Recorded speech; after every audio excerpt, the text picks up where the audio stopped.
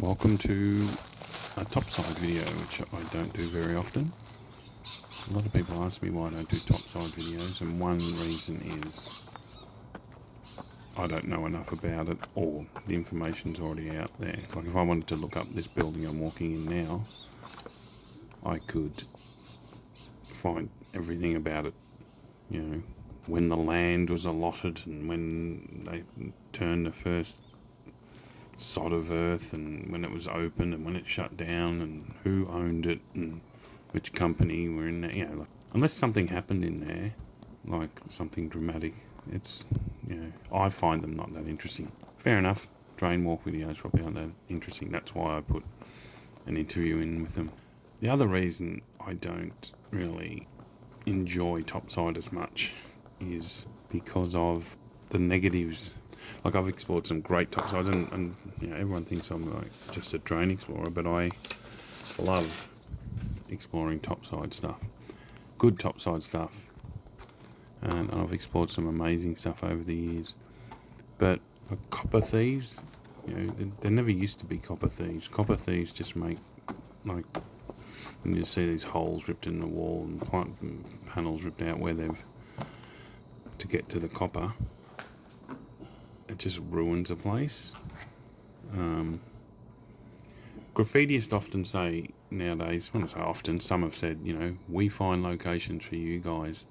You know, and that's technically that's true, but once you know, and I'm not anti-graffiti, I'm just stating facts here. But once a tag appears on a window or something, it's the beginning of the end.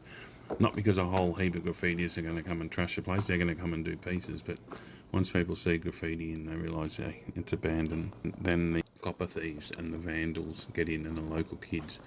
And people are like, there's too many explorers, the scene's too big, everything gets trashed so quickly. 100% true.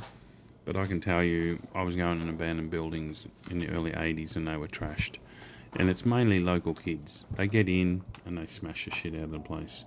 It does seem to be worse, and I think that's because young kids are getting into Urbex, saying that with rabbit ears, when they're not really. They're just going in the building and smashing it up.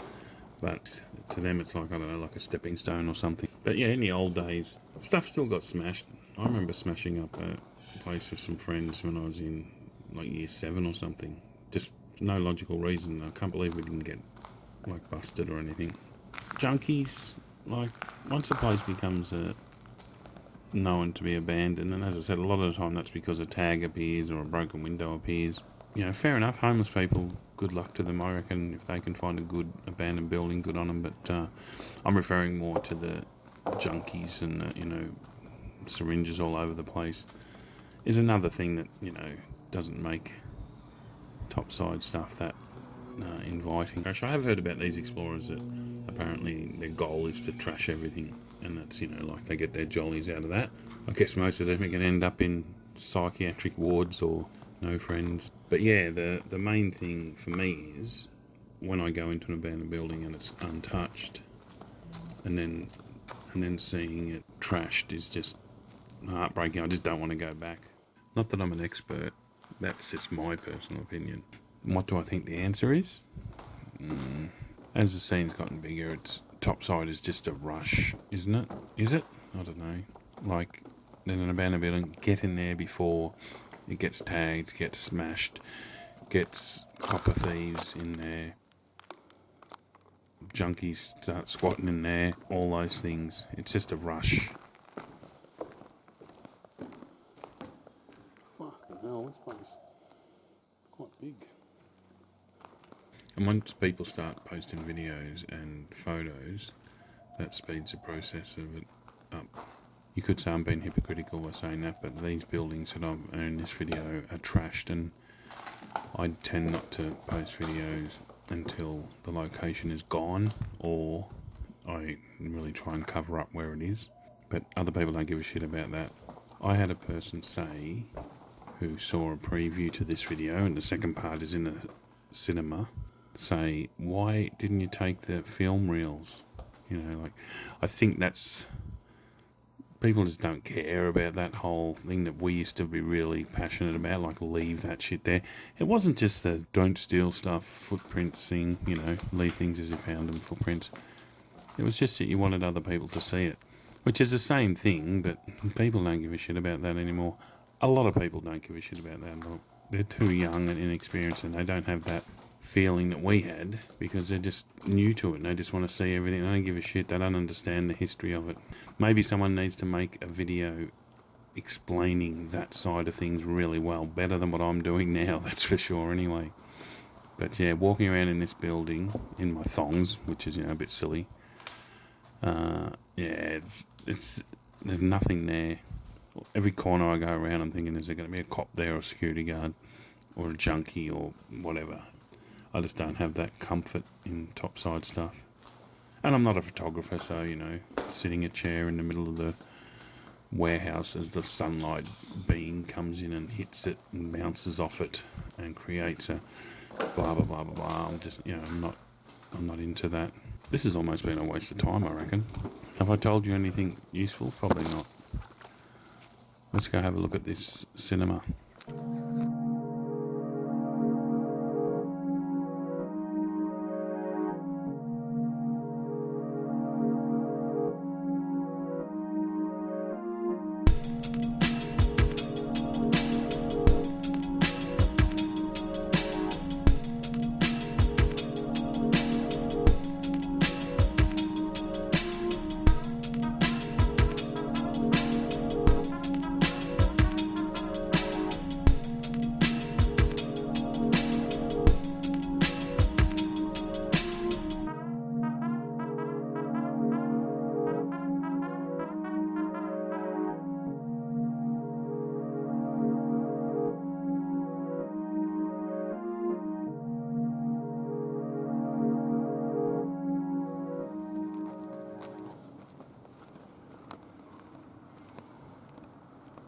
I'm always paranoid about junkies in this place.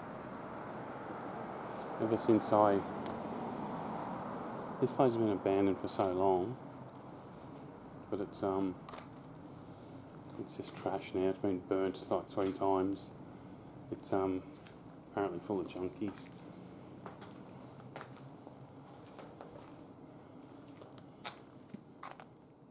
That's probably not a good sign. That's not a good sign. When someone's shopping's here.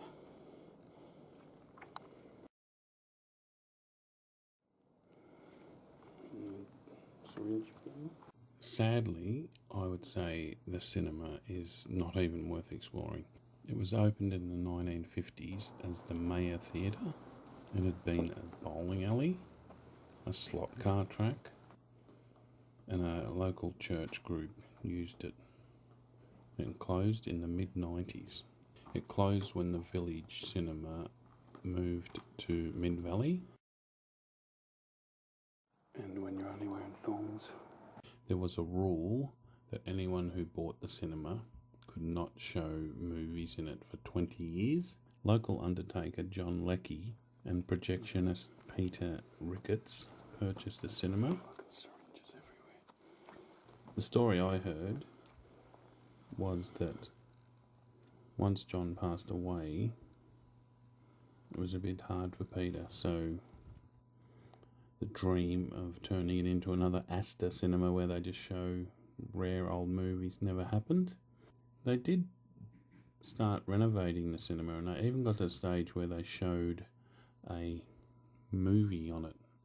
And I think I'll just post a bit from the newspaper up where John paused the movie and ran out to the shops outside and dragged some people in, wanting to show them what he did. So he was very passionate about it, but yeah, I think he sadly passed away not long after that. From what I heard, yeah, he just was like, it's too hard on my own. It was his dream more. So in 2014, Cinema 1 was being used by Channel 31 to film worldwide gaming. And there were plans for Cinema 2 to become a network gaming facility. It would be great if someone could fulfill Peter's dream. But the place as it currently stands is just a hazardous mess. And it's just going to get more and more unpopular. It's been set on fire 2, maybe 3 times. They try and block it up and it just keeps getting smashed open. I think that's another thing with urban exploration nowadays, is people will just smash a door in to get that TikTok video. They'll smash a door in and be out of the place in 10 minutes, and I'll just leave the front door busted open. Both the places I went to today, you can see that's what's happened. So yeah, I don't know, it's a sad thing with Urbex. But yeah, I guess it's the same as I was saying before, you just got to get into these places while you can. I'm not looking in there. I know some people hate people that hoard locations and gatekeep, but you can see why they do. You want these locations to stay explorable. Well, once they get to this stage where everything's smashed, what's the point? They're not even necessarily hoarding it from explorers. By hoarding the location, you're stopping the copper thieves and potentially the kids that trash the place. Maybe stopping junkies getting in there. It's an interesting one. As I said, more dedicated, smarter people could have that discussion as to gatekeeping, hoarding versus letting everyone know while they can. Yeah, it creates a bit of controversy in the Urbex world. Anyway, I'm not sure what's up next week. I've still got to do the Big Ears 2 with Drain Talk with Curly. It's just such a big one that I just haven't had the time to do it, and every time I keep filming something else in the meantime, I keep using that instead, because just time is the issue. But yeah, it's definitely coming. Thanks for watching. Cheers.